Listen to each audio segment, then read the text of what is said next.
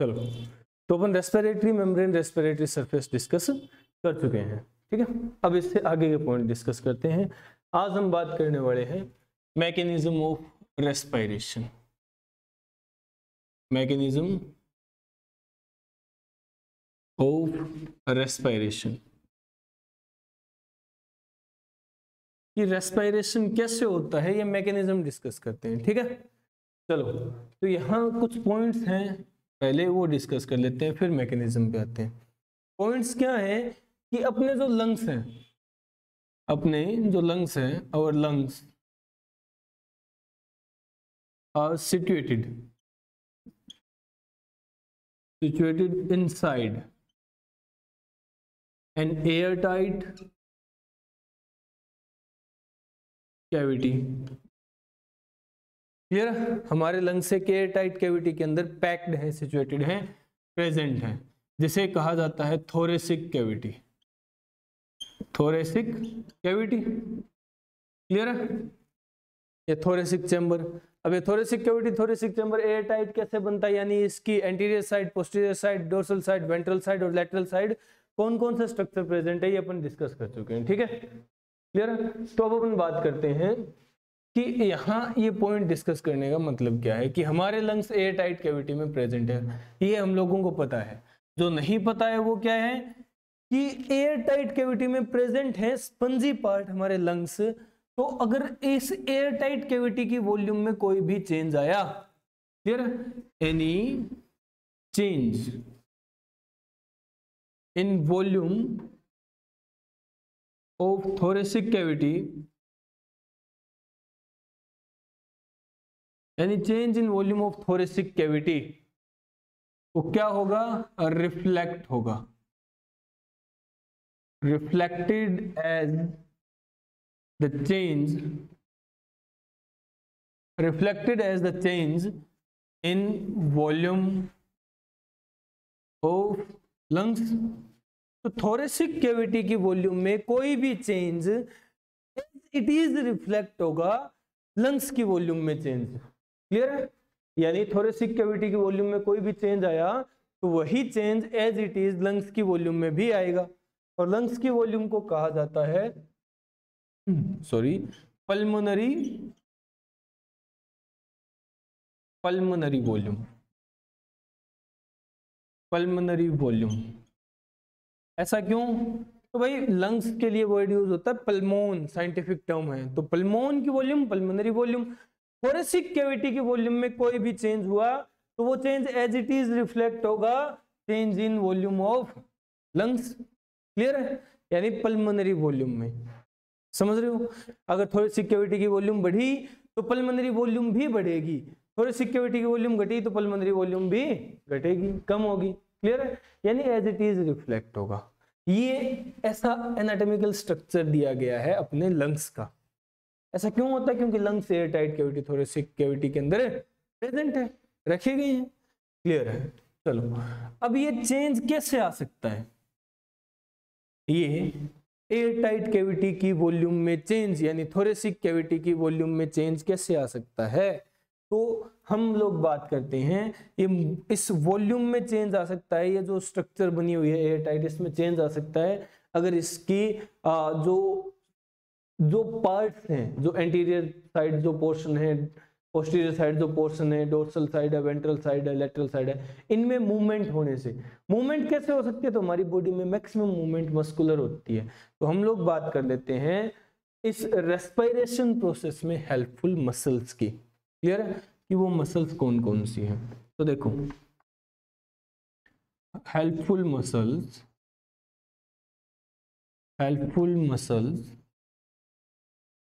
In respiration. Respiration में कौन कौन सी मसल्स हेल्पफुल है? तो देखो, रेस्पिरेशन में हेल्पफुल मसल्स डिस्कस करनी है तो ये दो तरह की मसल्स होती हैं।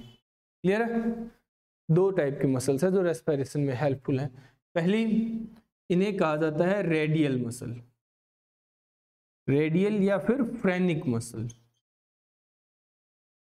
Phrenic muscles. क्लियर है? रेडियल मसल्स या फ्रेनिक मसल्स। और सेकंड टाइप है, सेकंड मसल है intercostal muscles, intercostal muscles, clear है? Radial muscles and intercostal muscles.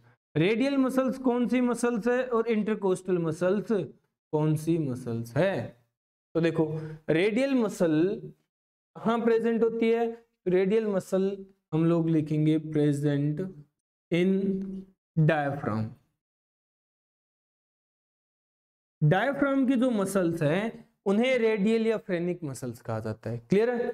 Intercostal muscles कौन सी है? तो ये वो मसल्स है जो कि प्रेजेंट होती है, प्रेजेंट बिटवीन द रिब्स, हमारी रिब्स के बीच में प्रेजेंट होती है, क्लियर है? अब रिब्स के बीच में किस तरह से प्रेजेंट है, इस बेसिस पे ये दो टाइप की बताई जाती हैं, क्लियर है?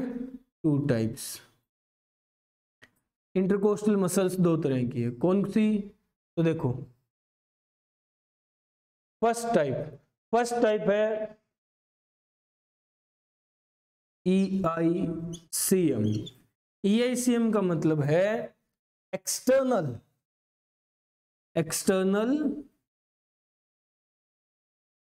Intercostal muscle, external intercostal muscle, clear है? EICM।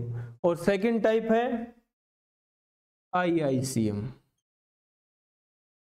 IICM है इंटरनल इंटरकोस्टल, इंटरनल इंटरकोस्टल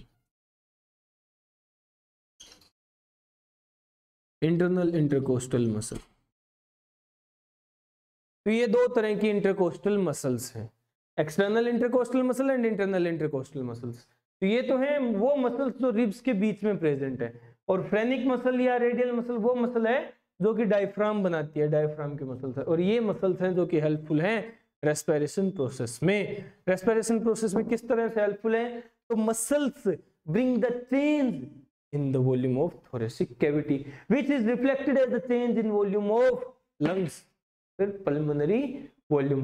यानी मसल्स ही वो स्ट्रक्चर्स हैं जो थोरेसिक कैविटी के वॉल्यूम में चेंज इंड्यूस करेंगे और यही चेंज पल्मोनरी वॉल्यूम में दिखेगा हमें, क्लियर है? तो सब कुछ डिपेंड है, यानी रेस्पिरेशन का पूरा मैकेनिज्म डिपेंड है पल्मोनरी वॉल्यूम में चेंज पर, क्लियर है? और ये किस पे डिपेंड है? थोरेसिक वॉल्यूम के चेंज पर, क्लियर है? चलो तो अब अपन बात करते हैं मैकेनिज्म की, पर्टिकुलर मैकेनिज्म की। ये निपटाओ जल्दी, हो गया? चलो अब अपन बात करते हैं मैकेनिज्म।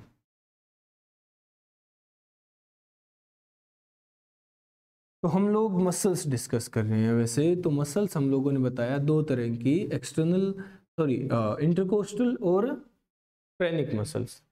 इंटरकोस्टल मसल्स फिर फर्दर दो टाइप की होती हैं, external intercostal and internal intercostal. तो एक छोटा सा पॉइंट इस पे भी निपटा ही लेते हैं। देखो क्या है या किस तरह से प्रेजेंट होती है इंटरकोस्टल मसल्स।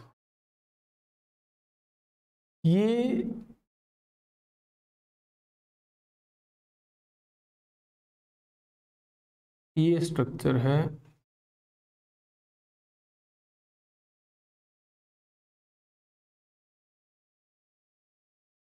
अपना स्टर्नम, क्लियर है? लॉन्ग फ्लैट बोन है सिंगल जो कि प्रेजेंट होती है हमारी मिड वेंट्रल एक्सिस पर, क्लियर है? ये जो यहाँ प्रेजेंट है। अब हम लोग बात कर रहे हैं कि रिब्स से अटैच मसल्स किस तरह से प्रेजेंट होती है। तो यहाँ है रिब्स की अटैचमेंट, क्लियर है? रिब्स की अटैचमेंट,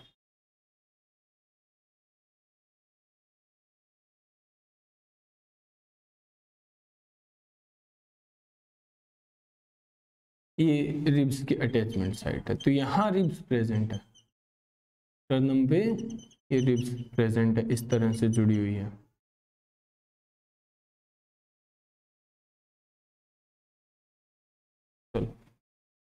तो ये रिब्स नहीं है जो अपर पोर्शन दिखाई दे रहा है, रिब्स यहां से शुरू होती है, second, third, fourth, fifth, sixth और 7th। 7 ही पेयर हैं रिब्स के जो स्टर्नम से जुड़े हैं। पेयर मतलब ये तो 7 ही हैं, तो 7 इस साइड भी तो होती हैं, बाकी जो बची हुई रिब्स है वो स्टर्नम से नहीं जुड़ती। क्लियर है? तो ये रिब्स इस तरह से अटैच है। अब ये रिब्स घूम करके पीछे वर्टिब्रल कॉलम से अटैच है, ये हम लोग अलग जगह डिस्कस करते हैं, यहाँ इसकी बात नहीं करते। हम लोग बात कर रहे हैं रिब्स यानी कोस्टल्स के बीच में जो मसल्स प्रेजेंट है उनकी, यानी इंटरकोस्टल मसल्स की। इंटरकोस्टल मसल्स हम लोगों ने दो तरह की बताई, external intercostal and internal intercostal. किस तरह से होती है तो देखो, फर्स्ट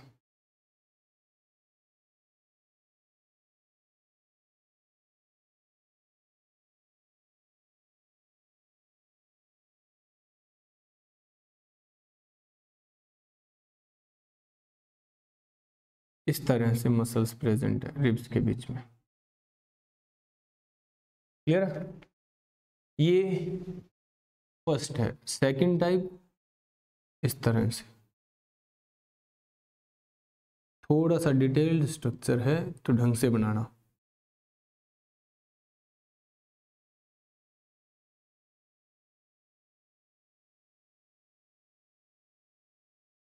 ये है, क्लियर है? तो ये मसल्स प्रेजेंट है।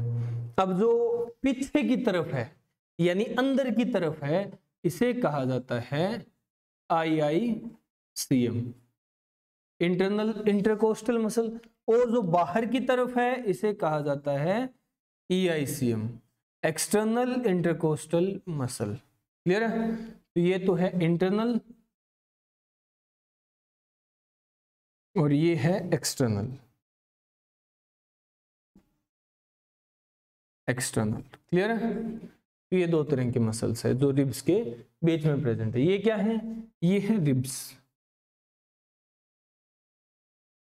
और ये स्ट्रक्चर क्या है? ये है स्टर्नम।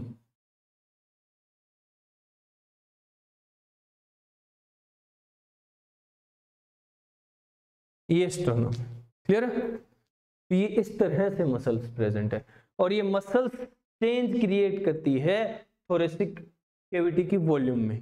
समझ रहे हो? चलो निपटाओ इसे, निपटाओ।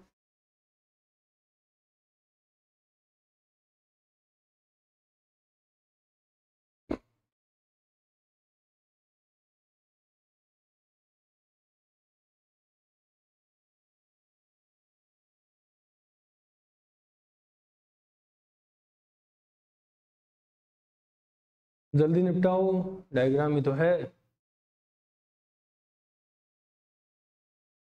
हो गया?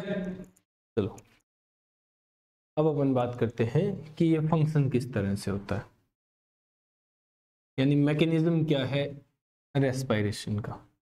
तो रेस्पिरेशन यानी हम लोग ब्रीदिंग मैकेनिज्म डिस्कस कर रहे हैं, है ना? ब्रीदिंग मैकेनिज्म ही तो डिस्कस कर रहे हैं, ऑक्सीजन लेना, कार्बन डाइऑक्साइड छोड़ना, ब्रीदिंग मैकेनिज्म डिस्कस कर रहे हैं। तो ब्रीदिंग मैकेनिज्म या रेस्पिरेशन के दो पार्ट्स होते हैं, कौन कौन से? तो देखो मैकेनिज्म दो पार्ट्स में डिफरेंशिएटेड है, डिवाइडेड है। फर्स्ट कि हम लोग इनहेल करते हैं, इसे हम लोग कहते हैं इंस्पायरेशन। इंस्पायरेशन, क्लियर है? और सेकंड कि हम लोग एक्सहेल करते हैं, जिसे कहते हैं एक्सपायरेशन। एक्सपायरेशन, इंस्पायरेशन यानी सांस अंदर लेना यानी इनहेलेशन। इनहेलेशन, क्लियर है? और एक्सपायरेशन यानी सांस बाहर छोड़ना यानी एक्सहेलेशन। एक्सहेलेशन, क्लियर है? तो दो पार्ट्स हैं, इंस्पायरेशन या इनहेलेशन, एक्सपायरेशन या एक्सहेलेशन। अब कैसे होता है ये सब कुछ डिस्कस करते हैं अपन। तो देखो इंस्पायरेशन अगर हम लोग फंक्शन के बेस पे देखें तो एक एक्टिव प्रोसेस है, एक्टिव प्रोसेस है। क्लियर है? अब एक्टिव क्यों बोला भाई? क्योंकि तुम लोग समझने की कोशिश करो, सोचो, थोड़ा सा फील करो जैसे हम लोग अभी नॉर्मल है। अब मैंने सांस लिया तो मुझे ताकत लगानी पड़ी सांस लेने के लिए, जबकि छोड़ते वक्त मुझे बड़ा रिलैक्स फील हो रहा है, बड़ा आराम मिल रहा है ना, है ना। सांस लेते वक्त थोड़ा जोर आ रहा है, छोड़ते वक्त बड़ा रिलैक्स फील हो रहा है, आराम मिल रहा है। ऐसा क्यों? क्योंकि सांस लेते वक्त हम लोग काम करवाते हैं अपनी मसल्स से, मसल्स फंक्शन करती है, तो मसल्स फंक्शन करती है तो उसे एनर्जी चाहिए, इसलिए हम लोग कह रहे हैं ये एक्टिव प्रोसेस है, यानी यहाँ एटीपी यूज होगी। क्लियर है? एटीपी यूज होगी, एटीपी यूज। क्लियर है? जबकि एक्सेलेरेशन एक्सपायरेशन पैसिव प्रोसेस है, पैसिव प्रोसेस है। क्लियर है? पैसिव प्रोसेस यानी यहां एटीपी यूज नहीं होगी, एटीपी नॉट यूज्ड। क्लियर है? तो ये पैसिव प्रोसेस है। पहला डिफरेंस इंस्पायरेशन और एक्सपायरेशन में। और डिफरेंसेस क्या है और क्या पॉइंट है? तो देखो, इंस्पायरेशन जो है ये 2 सेकंड की प्रोसेस है, सांस लेने में हमें 2 सेकंड लगते हैं, जबकि एक्सपायर करने में, एक्सहेल करने में, सांस छोड़ने में हमें तकरीबन 3 सेकंड लगते हैं। क्लियर है? तो ये टाइमिंग है। इंस्पायरेशन 2 सेकंड की एक्टिव प्रोसेस है और एक्सपायरेशन 3 सेकंड की पैसिव प्रोसेस है, यहां एनर्जी यूज नहीं होती। अब इंस्पायरेशन होता कैसे है? ठीक है, पहले एक निपटाते हैं फिर दूसरा। तो इंस्पायरेशन कैसे होगा? इंस्पायरेशन होने के लिए 2 फंक्शंस परफॉर्म किए जाते हैं। ठीक है, वो 2 फंक्शंस क्या है? तो देखो ध्यान से समझना, अब जो चीजें आ रही है वो इंपॉर्टेंट है। 2 फंक्शंस क्या है? पहला कि हमारी जो EICM होगी, EICM, उसमें कॉन्ट्रैक्शन होगा, मसल कॉन्ट्रैक्ट हो रही है तो डेफिनेट है कि एनर्जी यूज होगी। हम लोगों ने लिखा एक्टिव प्रोसेस एटीपी है। EICM एक्सटर्नल इंटरकोस्टल मसल्स में कॉन्ट्रैक्शन हुआ। एक्सटर्नल इंटरकोस्टल मसल्स में कॉन्ट्रैक्शन होने से क्या होता है भाई? एक्सटर्नल इंटरकोस्टल मसल्स का कॉन्ट्रैक्शन क्या इफेक्ट डालेगा ये देखते हैं। तो देखो ये रिब्स है, इनके बीच में प्रेजेंट है इस तरह से मसल्स, ठीक है, एक्स शेप्ड क्रॉस फॉर्म में मसल्स प्रेजेंट है। अब ये रिब्स है, ये मसल कॉन्ट्रैक्ट होगी, मसल कॉन्ट्रैक्ट होगी तो ये रिब्स क्या करेगी? रिब्स नजदीक आएंगी एक दूसरे के, ठीक है। यानी अगर मैं कहूं ये स्टेबल है तो ये ऊपर की तरफ आ रही है, तो रिब्स ऊपर की तरफ आएंगी, अपवर्ड मूव करेगी, और अपवर्ड मूव करने के साथ साथ यहां देखो रिब्स बाहर की तरफ भी मूव करेगी, ठीक है, रिब्स बाहर की तरफ भी मूव करेगी। तो रिब्स किस तरह की मूवमेंट शो कर रही है? थोरेसिक चैम्बर इस तरह से मूव कर रहा है, देखो समझ रहे हो? रिब्स इस तरह से ये, तो EICM में कॉन्ट्रैक्शन के कारण क्या हुआ? रिब्स में मूवमेंट हुई, रिब्स मूव्स, किस तरह मूव की है रिब्स ने? किस तरह की मूवमेंट शो की है? अपवर्ड एंड आउटवर्ड, बाहर की तरफ। क्लियर? Upward and outward. अब रिब्स की ऐसी मूवमेंट से क्या हुआ? रिब्स ने ऐसी मूवमेंट शो की, इसका क्या इफेक्ट पड़ा? तो रिब्स की इस मूवमेंट की वजह से, रिब्स की इस मूवमेंट की वजह से, इनवर्ड एंड आउटवर्ड मूवमेंट की वजह से क्या होता है? हमारा जो थोरेसिक चैम्बर है, हमारी जो थोरेसिक कैविटी है वो थोड़ी सी बड़ी हुई है। अब इसको कैसे कहेंगे? थोरेसिक कैविटी बड़ी हुई है, फैली है, यानी थोरेसिक कैविटी की वॉल्यूम इंक्रीज हुई है। किस एक्सिस पे? तो रिब्स कहां प्रेजेंट है? लेटरल साइड में प्रेजेंट है ना। अब ये यहां रिब्स है, ये इस तरह से मूवमेंट कर रही है, तो अपवर्ड आ रही है और आउटवर्ड आ रही है। किस तरह की वॉल्यूम इंक्रीज होगी, यानी किस एक्सिस में वॉल्यूम इंक्रीज होगी, हम कैसे कह सकते हैं? तो रिब्स की इस मूवमेंट के कारण वॉल्यूम इंक्रीज होती है किस एक्सिस में? ये कौन सी एक्सिस है? Ventral side. ये कौन सी है? Dorsal side. तो डोर्सो वेंट्रल एक्सिस में ऐसे इंक्रीज नहीं हो रही है इस तरह से, तो यहां थोरेसिक कैविटी की वॉल्यूम इंक्रीज होगी। Volume of thoracic cavity, volume of thoracic cavity increase हुई है। क्लियर है? कैसे इंक्रीज हुई है? किस एक्सिस में इंक्रीज हुई है? तो ये एक्सिस हुई है, इंक्रीज हुई है, सॉरी, किस एक्सिस में? In dorso ventral axis, dorso ventral axis में इंक्रीज होगी। क्लियर है, समझ गए? तो इंस्पायरेशन का एक स्टेप है, ईआईसीएम में कॉन्ट्रैक्शन हुआ और रिब्स ने मूवमेंट किया अपवर्ड और आउटवर्ड, रिब्स बाहर की तरफ और ऊपर की तरफ आई, जिसकी वजह से थोरेसिक कैविटी की वॉल्यूम बढ़ गई। किस एक्सिस में? डोर्सो वेंट्रल एक्सिस में। ये तो पहला, ठीक है, पहला पार्ट इंस्पायरेशन का। दूसरा पार्ट क्या होता है कि जो फ्रेनिक मसल्स थी, फ्रेनिक मसल्स थी, उनके अंदर कॉन्ट्रैक्शन हो गया। फ्रेनिक मसल कहां थी?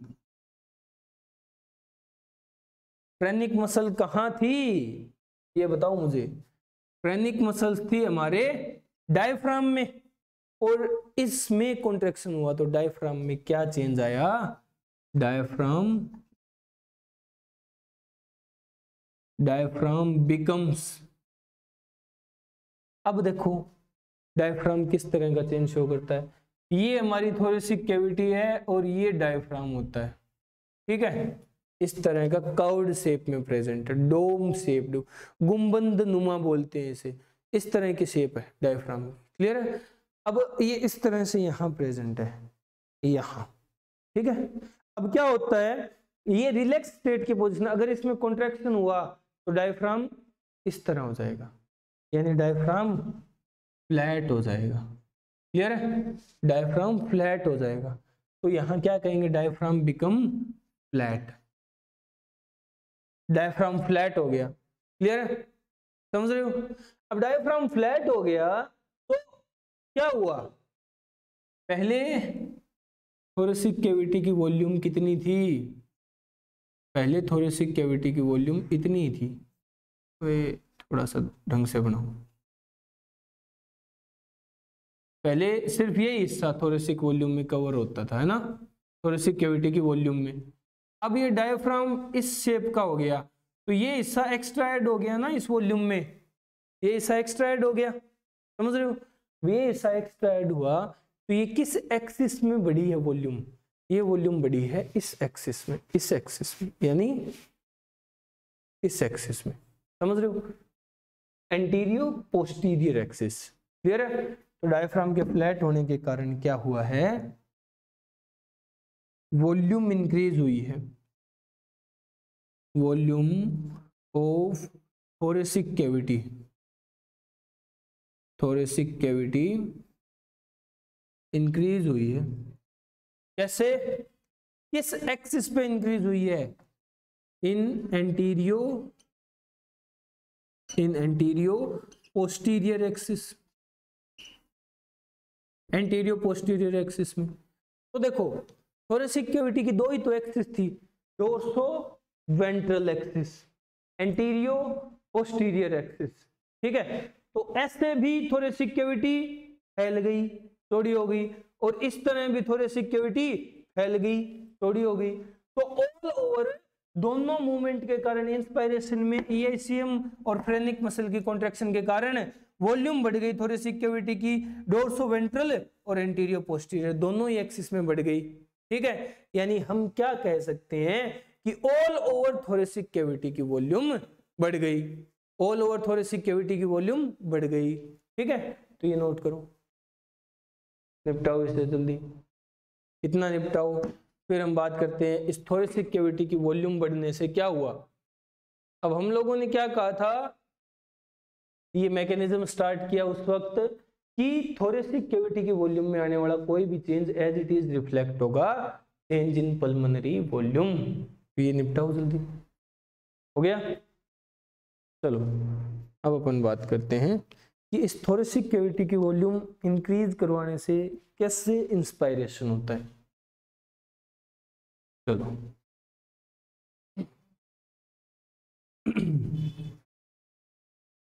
तो अपन इंस्पायरेशन डिस्कस कर रहे हैं, क्लियर है, यानी इनहेलेशन डिस्कस कर रहे हैं। इनहेलेशन कंप्लीट करें, सांस लें तभी तो सांस छोड़ेंगे, फिर एक्सहेलेशन करेंगे। तो देखो इंस्पायरेशन, इंस्पायरेशन में हम लोगों ने कहा दो स्टेप्स हैं, ईआईसीएम कॉन्ट्रैक्शन और फ्रेनिक का कॉन्ट्रैक्शन। दोनों की कॉन्ट्रैक्शन के कारण क्या हुआ, थोरेसिक कैविटी की वॉल्यूम इंक्रीज हुई है, वॉल्यूम बढ़ी। किस एक्सिस में, डोर्सो वेंट्रल एक्सिस, और यहां वॉल्यूम बढ़ी है सेकंड टाइप। अबे ये तुम लोगों ने लिख लिया है, ठीक है, दोबारा मत लिखना। यहां वॉल्यूम बढ़ी है एंटीरियर पोस्टीरियर एक्सिस में, है ना, एंटीरियर पोस्टीरियर एक्सिस में, क्लियर है। तो हम लोग क्या कह सकते हैं, ऑल ओवर थोरेसिक कैविटी की वॉल्यूम बढ़ी है, क्लियर है, ऑल ओवर थोरेसिक कैविटी की वॉल्यूम बढ़ी है। Volume of thoracic cavity, volume of thoracic cavity increase हो गई। अब थोरेसिक कैविटी की वॉल्यूम बढ़ गई, इसका मतलब क्या है कि पल्मोनरी वॉल्यूम भी बढ़ गई, है ना, पल्मोनरी वॉल्यूम भी बढ़ गई। पल्मोनरी वॉल्यूम बढ़ गई तो तुम लोग पढ़ते हो रिलेशन आइडियल गैस इक्वेशन में PV equal to NRT, clear है, पीवी इक्वल टू एनआरटी। अब पी क्या है, प्रेशर है, वी क्या है, वॉल्यूम है, ठीक है। अब हम लोगों को तो इसी से मतलब है, तो पी का रिलेशन वॉल्यूम के साथ कैसा आ गया, इनवर्सली प्रोपोर्शनल का, ठीक है, यानी प्रेशर का वॉल्यूम के साथ रिलेशन है इनवर्स प्रोपोर्शनल का। तो अगर प्रेशर बढ़ा वॉल्यूम घटेगी, अगर वॉल्यूम बढ़ी प्रेशर घटेगा, ठीक है, ऐसा रिलेशन होता है। ये जस्ट तुम्हें रिकॉल करवा रहा हूं मैं, ठीक है। तो ये अब पल्मोनरी वॉल्यूम बढ़ी यानी लंग्स की वॉल्यूम बढ़ी, तो लंग्स के अंदर जो प्रेशर था उसमें क्या चेंज आया, वॉल्यूम बढ़ी है तो प्रेशर में क्या चेंज आया। अबे गधे, अभी अभी बात की थी ना, प्रेशर वॉल्यूम का रिलेशन कैसा होता है। हाँ, तो इनवर्सली का मतलब क्या है, एक बढ़ेगा तो एक घटेगा, तो वॉल्यूम बढ़ी है तो क्या होगा, प्रेशर घटेगा। Intra pulmonary pressure, intra pulmonary यानी लंग्स के अंदर का इंट्रा पल्मोनरी प्रेशर कम हो गया। अब अंदर प्रेशर कम हो गया और हमें अंदर प्रेशर ही कम करना था, प्रेशर कम होते ही क्या हो जाएगा, क्यों किया प्रेशर कम, इंट्रापल्मोनरी प्रेशर, तो अंदर एयर प्रेशर यानी लंग्स के अंदर एयर प्रेशर हो गया कम, बाहर है एयर प्रेशर ज्यादा, ठीक है। तो एयर क्या चाहेगी, एयर क्या चाहेगी कि हाई कंसंट्रेशन से लो कंसंट्रेशन की तरफ मूव करूं। यहां कौन सा ग्रेडियंट माना है, प्रेशर ग्रेडियंट, हाई प्रेशर जगह से लो प्रेशर जगह की तरफ जाऊं तो हवा अंदर आ जाएगी, ठीक है, समझ रहे हो। हम लोग कहेंगे एयर मूव इन, क्लियर है, समझ रहे हो, हवा अंदर आ गई, और इसी को तो कहते हैं सांस लेना, इंस्पायरेशन या इनहेलेशन। कैसे हुआ, एक्टिव प्रोसेस है, 2 सेकंड लगते हैं टाइम, ईआईसीएम में कॉन्ट्रैक्शन और फ्रेनिक मसल में कॉन्ट्रैक्शन, ईआईसीएम में कॉन्ट्रैक्शन के कारण रिब्स आउटवर्ड और अपवर्ड मूव करी, तो वॉल्यूम बढ़ गई डोर्सो वेंट्रल एक्सिस में, किसकी, थोरेसिक कैविटी की, ठीक है, क्योंकि रिब्स क्या कर रही है, थोरेसिक कैविटी बना रही है। रेडियल मसल या फ्रेनिक मसल में कॉन्ट्रैक्शन से क्या हुआ, डायफ्राम फ्लैट हो गया और वॉल्यूम बढ़ गई एंटीरियो पोस्टीरियर एक्सिस में, एंटीरियो पोस्टीरियर एक्सिस में थोरेसिक कैविटी की वॉल्यूम बढ़ गई, यानी एंटीरियो पोस्टीरियर डोर्सो वेंट्रल दोनों एक्सिस में बढ़ी, यानी ऑल ओवर थोरेसिक कैविटी की वॉल्यूम बढ़ गई। ऑल ओवर थोरेसिक कैविटी की वॉल्यूम बढ़ी तो थोरेसिक कैविटी के अंदर प्रेजेंट है पल्मोन यानी लंग्स, तो लंग्स की वॉल्यूम भी, पल्मोनरी वॉल्यूम भी बढ़ गई। अब पल्मोनरी वॉल्यूम बढ़ी तो इंट्रा पल्मोनरी प्रेशर कम हो गया, प्रेशर कम हो गया, अंदर प्रेशर कम बाहर प्रेशर ज्यादा, हवा धड़ाम से अंदर आ जाएगी भाग के। तो ये हो गया इंस्पायरेशन, सांस ले लिया हम लोगों ने। अब हम छोड़ते हैं, निपटाओ इससे पहले, फिर छोड़ते कैसे ये भी देखेंगे।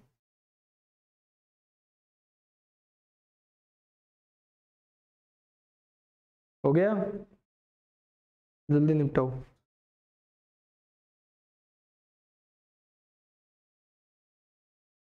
जल्दी निपटाओ।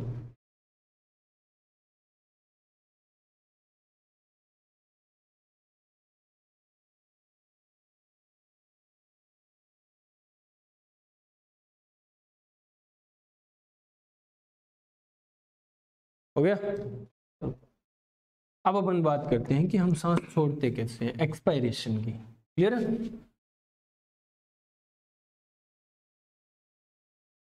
एक्सपायरेशन जस्ट इसकी अपोजिट प्रोसेस होगी एक्सपायरेशन। तो वही एक्सपायरेशन के दो पार्ट हैं। दो पार्ट क्या क्या हैं? तो देखो, जहां पहले कॉन्ट्रैक्शन हुआ अब वहां रिलैक्सेशन होगा। क्या हुआ था? EICM इंस्पायरेशन में कॉन्ट्रैक्ट हुई तो यहां रिलैक्स हो गई, रिलैक्सेशन। EICM में रिलैक्सेशन हुआ। और इसी तरह जो फ्रेनिक मसल कॉन्ट्रैक्ट हुई थी, फ्रेनिक मसल कॉन्ट्रैक्ट हुई थी, वो क्या होगी? अब रिलैक्स हो जाएगी, रिलैक्सेशन। क्लियर है? तो EICM और फ्रेनिक मसल दोनों के अंदर रिलैक्सेशन हो गया। अब EICM और फ्रेनिक मसल में रिलैक्सेशन के कारण क्या होगा? पहले EICM निपटाते हैं। EICM में कॉन्ट्रैक्शन से क्या हुआ था? रिब्स ने मूवमेंट की थी अपवर्ड एंड आउटवर्ड। अब क्या होगा? रिलैक्स होने से वापस डाउनवर्ड और इनवर्ड। पहले ऐसे अब ऐसा हो गया। ठीक है, वापस अपनी जगह पे आ गया। तो रिब्स ने मूवमेंट की, रिब्स मूव्स, रिब्स मूव्स। किस तरह मूव किया है रिब्स ने? Downward and inward. क्लियर है? और रिब्स की ऐसी मूवमेंट से क्या हुआ है? रिब्स की इस मूवमेंट से क्या हुआ? थोरेसिक कैविटी की volume, volume of thoracic cavity कम हो गई, घट गई। कैसे? In dorsoventral axis, dorsoventral axis. Clear है? डोर्सोवेंट्रल एक्सिस में थोरेसिक कैविटी की वॉल्यूम घट गई। जिस एक्सिस में बढ़ी थी उसी एक्सिस में गई। अब फ्रेनिक मसल्स के रिलैक्सेशन से क्या होगा? तो फ्रेनिक मसल्स के रिलैक्सेशन से जब इनमें कॉन्ट्रैक्शन हुआ, जो डोम शेप डायफ्राम वो फ्लैट हो गया था, अब वापस डायफ्राम डोम शेप हो जाएगा। ठीक है? क्या होगा? डायफ्राम, डायफ्राम बिकम कैसा हो जाएगा? Dome shaped, dome shaped. अब डायफ्राम के डोम शेप्ड हो जाने से क्या होगा? डायफ्राम के डोम शेप्ड हो जाने से क्या होगा? Volume of thoracic cavity, volume of thoracic cavity decrease होगी। और कैसे डिक्रीज होगी? इन एंटीरियो पोस्टीरियर एक्सिस। क्लियर है? जिस एक्सिस में वॉल्यूम बढ़ी थी उसी एक्सिस में वॉल्यूम घट जाएगी, डिक्रीज हो जाएगी। तो भाई एक साइड वॉल्यूम डिक्रीज हुई है डोर्सोवेंट्रल एक्सिस में, एक साइड वॉल्यूम डिक्रीज हुई है एंटीरियर पोस्टीरियर एक्सिस में, तो हम लोग क्या कह सकते हैं? ऑल ओवर वॉल्यूम डिक्रीज हुई है। ऑल ओवर वॉल्यूम डिक्रीज हुई है किसकी? थोरेसिक कैविटी की। तो volume of thoracic cavity, volume of thoracic cavity decrease हुई है। अब थोरेसिक कैविटी के वॉल्यूम में डिक्रीज होने से क्या होगा? सेम चेंज रिफ्लेक्ट होगा पल्मोनरी वॉल्यूम में। तो हम लोग कहें पल्मोनरी वॉल्यूम, पल्मोनरी वॉल्यूम भी डिक्रीज हुई है। क्लियर है? अब ये पल्मोनरी कैसी? हम लोग प्रेशर कह रहे हैं ना पल्मोन के अंदर का, तो ये भी पल्मोन के अंदर की वॉल्यूम है, तो इसे इंट्रा पल्मोनरी बोल देते हैं। कंफ्यूज नहीं होना है कहीं अगर इंट्रा पल्मोनरी लिखा हुआ दिख जाए। तो इंट्रा पल्मोनरी वॉल्यूम डिक्रीज हो गई। अब इंट्रा पल्मोनरी वॉल्यूम डिक्रीज होने से क्या होगा? इंट्रा पल्मोनरी प्रेशर इंक्रीज हो जाएगा। Intra pulmonary pressure, intra pulmonary pressure बढ़ जाएगा। वॉल्यूम घटी है तो प्रेशर बढ़ जाएगा, इंक्रीज हो जाएगा। अब अंदर प्रेशर ज्यादा, बाहर प्रेशर कम, क्या होगा? एयर चाहेगी हाई प्रेशर ग्रेडियंट से लो प्रेशर ग्रेडियंट की तरफ मूव करे, तो हाई अंदर है और बाहर है कम, तो एयर क्या करेगी, एयर मूव्स आउट, हवा निकल जाएगी, फूंक निकलना जिसे कहते हो। तो ये होता है, हवा निकल जाती है, समझ रहे हो, सांस छोड़ देते हैं हम लोग, क्लियर है। तो ये मैकेनिज्म है एक्सपायरेशन या एक्सहेलेशन का। निपटाओ 3 सेकंड लगती है और पैसिव प्रोसेस है, जल्दी निपटाओ इसे। ये एक्सपायरेशन या एक्सहेलेशन है, क्लियर है।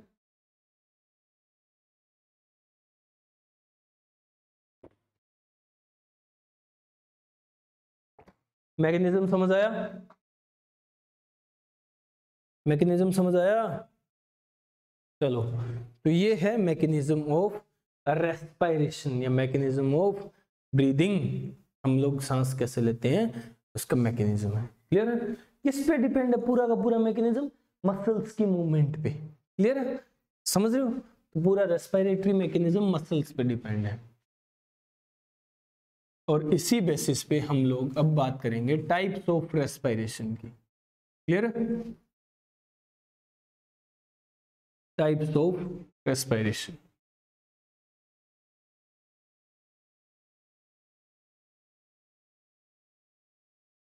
मसल्स के बेस पे रेस्पिरेशन की टाइप डिस्कस करेंगे। टाइप्स ऑफ रेस्पिरेशन और on the basis of muscle,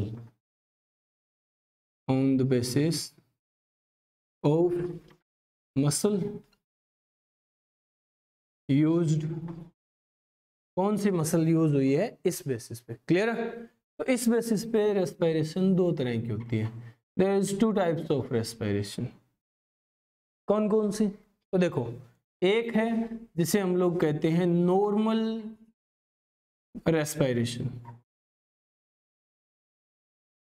normal respiration, clear है, या नॉर्मल ब्रीदिंग, समझ रहे हो, या फिर इसे कहते हैं नॉर्मल ब्रीदिंग। बुक ने रेस्पिरेशन और ब्रीदिंग टर्म एक साथ यूज किए है, ठीक है, हालांकि डिफरेंस है दोनों में। Breathing is a part of respiration, but हम यहाँ रेस्पिरेशन भी यूज करते थे टर्म, क्लियर है, क्योंकि बुक ने यूज की है। Next, second type, deep, deep या फिर थोरेसिक, थोरेसिक रेस्पिरेशन या ब्रीदिंग, क्लियर। तो देखो, अब हम समझते हैं डिफरेंस क्या है। हम लोग बात करें types of breathing, types of respiration on the basis of muscle used. तो भाई नॉर्मल रेस्पिरेशन में क्या होता है, नॉर्मल रेस्पिरेशन में जो डायफ्राम है, डायफ्राम है वो ज्यादा यूज होता है किसके कंपैरिजन में, रिब्स के कंपैरिजन में, क्लियर है। यानी फ्रेनिक मसल्स का ज्यादा यूज होता है, फ्रेनिक मसल्स का ज्यादा यूज होता है, क्लियर है, किसके कंपैरिजन में, EICM के कंपैरिजन में, क्लियर है। डायफ्राम ज्यादा यूज होता है यानी फ्रेनिक मसल ज्यादा यूज होती है EICM के कंपैरिजन में। और ये कितने % ज्यादा यूज होती है, तो ये डिफरेंस रहता है तकरीबन 70% का, क्लियर है, 70% ज्यादा यूज होती है फ्रेनिक मसल, क्लियर है।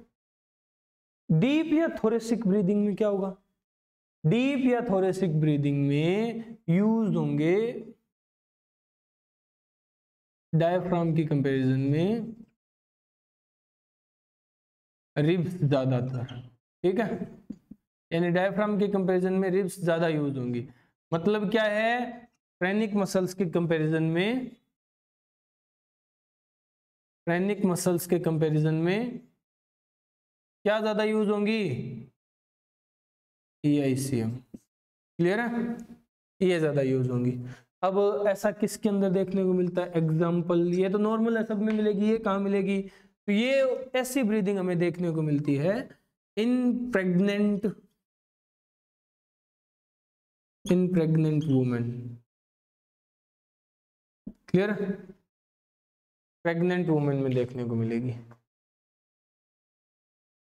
ये डिफरेंस है नॉर्मल ब्रीदिंग और डीप या थोरेसिक ब्रीदिंग, समझ रहे हो? निपटाओ इसे। ये है types of breathing, types of respiration. हो गया?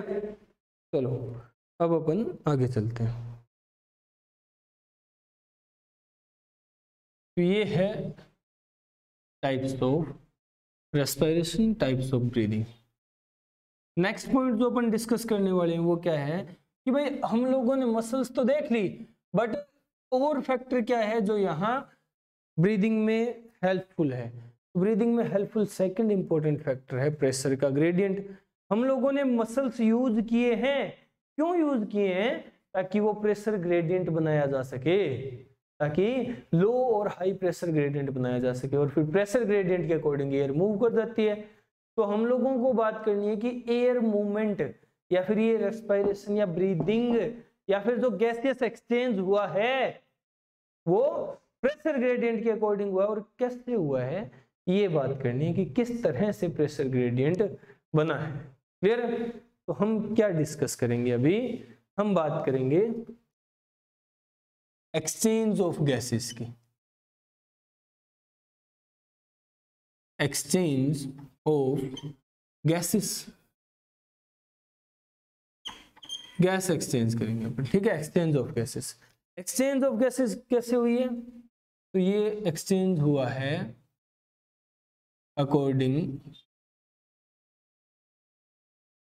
According to their pressure gradient. Pressure gradient, यहां प्रेशर ग्रेडियंट को कंसंट्रेशन ग्रेडियंट की तरह यूज किया गया है। यानी हम लोग गैसेस एक्सचेंज करते हैं according to their pressure gradient, according to their concentration gradient, या फिर हम लोग कहें according to their partial pressure. Partial pressure, वह प्रेशर ग्रेडियंट किससे बनेगा? पार्शियल प्रेशर से ही तो बनेगा, समझ रहे हो? क्लियर है? तो ये पार्शियल प्रेशर। पार्शियल प्रेशर क्या होता है? पार्शियल प्रेशर क्या होता है? कल डिस्कस किया था ना थोड़ा बहुत इसके बारे में। क्या होता है पार्शियल प्रेशर? तो पार्शियल प्रेशर अगर हम किसी गैस का देखें तो ये वो अमाउंट है, ये वो वैल्यू है प्रेशर की जो कि एक गैस एक्सर्ट कर रही है किसमें? एक एटमॉस्फेरिक स्टैंडर्ड प्रेशर में। जो एक एटमॉस्फेरिक एयर प्रेशर होता है, स्टैंडर्ड एयर प्रेशर होता है, उसमें से एक गैस कितना पार्ट डोनेट कर रही है, वो उस गैस का पार्शियल प्रेशर होगा। क्लियर है? तो यहां हम पार्शियल प्रेशर निकालते हैं। पार्शियल प्रेशर का कंसंट्रेशन ग्रेडियंट लिया है, कंसंट्रेशन ग्रेडियंट लिया है, और पार्शियल प्रेशर हम लोग निकालते हैं ऑक्सीजन और कार्बन डाइऑक्साइड का। किस तरह से? क्या लिख करके? PO2 partial pressure of oxygen and PCO2 partial pressure of carbon dioxide. कल निकाला था तो पार्शियल प्रेशर दोबारा उसी तरीके से निकाल लो। 760 इंटू 21/100 और 760 इंटू 0.03/100 कितनी वैल्यू आएगी? तो PO2 ऑक्सीजन का पार्शियल प्रेशर हम लोगों ने कल निकाला, ये आया था 159 mmHg, क्योंकि एक एटमॉस्फेरिक प्रेशर, एक ATM pressure equal to 760 mmHg। Clear है? और ये आएगा 2.28 mm of Hg, millimetre of mercury. Clear है? तो ये है, समझ रहे हो? ये PO2 है, और इसी PO2 PCO2 प्रेशर ग्रेडियंट के अकॉर्डिंग एयर मूवमेंट होगी। अब एयर मूवमेंट कहाँ होती है? तो एयर मूवमेंट प्रेशर ग्रेडियंट के अकॉर्डिंग होती है एटमॉस्फेयर से कहाँ जाता है एयर? कहाँ जाती है? यानी ऑक्सीजन कहाँ जाती है? एल्वुलाई के पास, और एल्वुलाई से कहाँ जाती है? ब्लड के पास, और ब्लड से कहाँ जाती है? सेल या टिश्यू के पास। क्लियर है? क्या? ऑक्सीजन। और सेल या टिश्यू में बनने वाली बनने वाली कार्बन डाइऑक्साइड यहां से वापस आती है। तो ये क्या आ रही है? Carbon dioxide. और ये पूरी की पूरी मूवमेंट होती है अकॉर्डिंग टू प्रेशर ग्रेडियंट, हम लोगों ने अभी अभी कहा, क्लियर है, प्रेशर ग्रेडियंट के इफेक्ट में, पार्शियल प्रेशर के इफेक्ट में। तो हम लोग देखते हैं कि एटमॉस्फेयर, एल्वेओलाई, ब्लड और टिश्यू में इन गैसेस का पार्शियल प्रेशर कितना होता है, कितनी वैल्यू होती है। ये तो स्टैंडर्ड एटमॉस्फेरिक पार्शियल प्रेशर है। अब हम बात करते हैं इन जगहों पे क्या प्रेशर की वैल्यू होगी। तो ये नोट करो, फिर अपन वो प्रेशर की एक वैल्यू देखते हैं अलग अलग स्टेट्स में, अलग अलग पोजीशन, अलग अलग जगह। निपटाओ, हो गया। चलो अब अपन वो प्रेशर की वैल्यू देखते हैं जिसके अकॉर्डिंग गैसियस एक्सचेंज हुआ है, क्लियर है।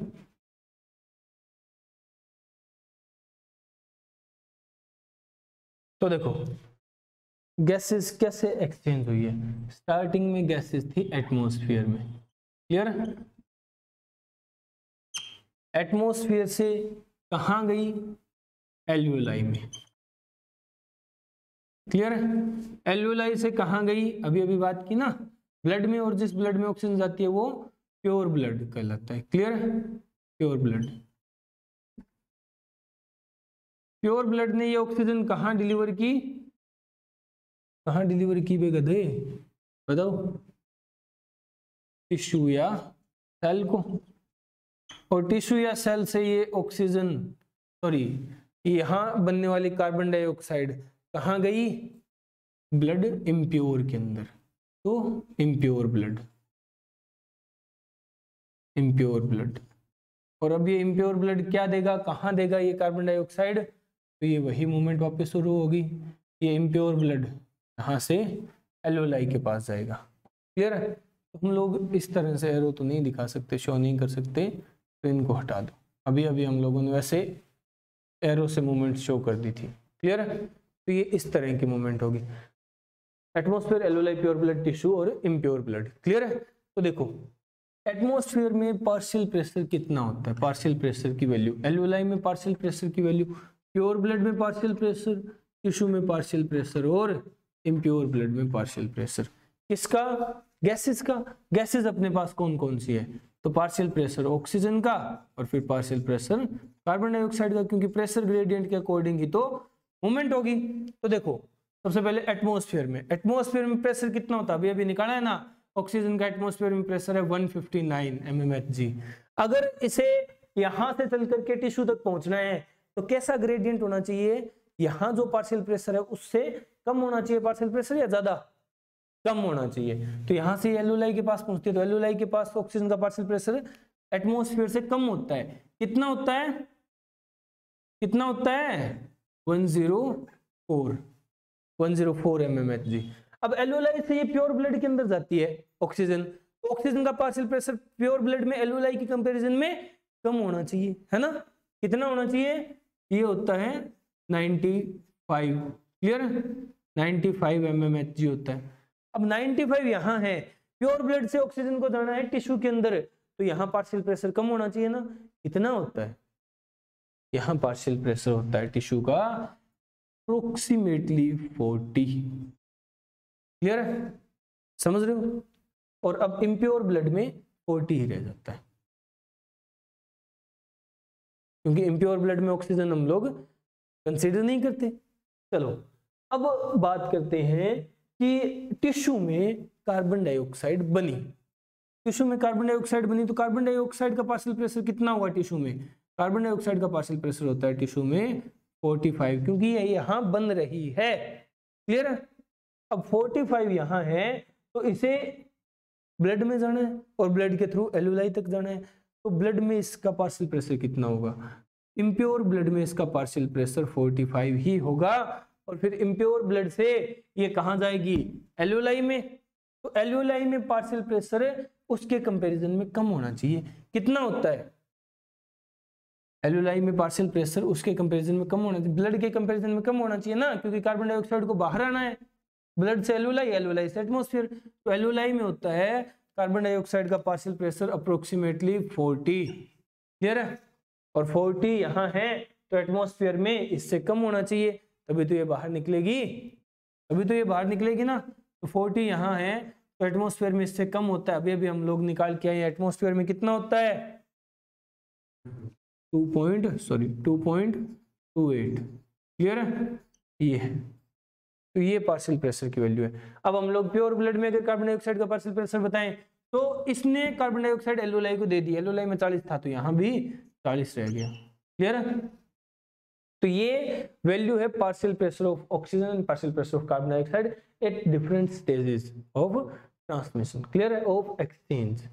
अब हम बात करते हैं कि वो वैल्यू बताओ मुझे, वो वैल्यू जब यहां से एयर गुजर रही थी, यानी जो हवा हम लोग बाहर छोड़ रहे थे, एक्सपेल एयर के अंदर पार्शियल प्रेशर की वैल्यू बता दो। ये अलग है थोड़ा सा, इसलिए अलग से डिस्कस कर रहे हैं। एक्सपेल एयर यानी जो हम सांस छोड़ रहे हैं उसमें, तो देखो सांस छोड़ रहे हैं उसमें, अब यहां से एयर एल्वेओलाई की तरफ जा रही है, तो ऑक्सीजन का पार्शियल प्रेशर कितना होगा? ऑक्सीजन का पार्शियल प्रेशर एटमॉस्फेयर से तो कम होगा, ठीक है, और एल्वेओलाई से ज्यादा होगा। तो ये कितना होता है? ये होता है 116, क्लियर है। और कार्बन डाइऑक्साइड का पार्शियल प्रेशर एल्वेओलाई से तो कम और एटमॉस्फेरिक से ज्यादा होगा, ठीक है, समझ रहे हो। तो ये कितना होता है? ये होता है 30, क्लियर है। तो ये एक्सपेल एयर का पार्शियल प्रेशर है, ये टेबल है और ये तुम्हें याद ही करनी पड़ेगी। याद करने से मतलब है मेरा, बाकी चीजें हम लोग समझते हैं, यहाँ इसको मैं याद करना कह रहा हूं तो याद ये रखना, यहाँ लिख लेना, मुझे तो रट लो MTR, मुझे तो रट लो। तो इसको तो रट लो, चीख चीख के कह रही है टेबल, मुझे तो रट लो। क्वेश्चन डायरेक्ट आते हैं मेरे में से, तो ये MTR है, क्लियर है। ये है गैसियस एक्सचेंज का मैनर, क्लियर है। गैस इस तरह से एक्सचेंज होती है, और जो इसमें फर्दर तो डिटेल्स है या फर्दर जो हम लोग डिस्कस करने वाले हैं कि गैस कैसे एक्सचेंज होती है, वो हम डिस्कस करेंगे कल। आज इतना ही, ओके, गुड बाय, मिलते हैं कल।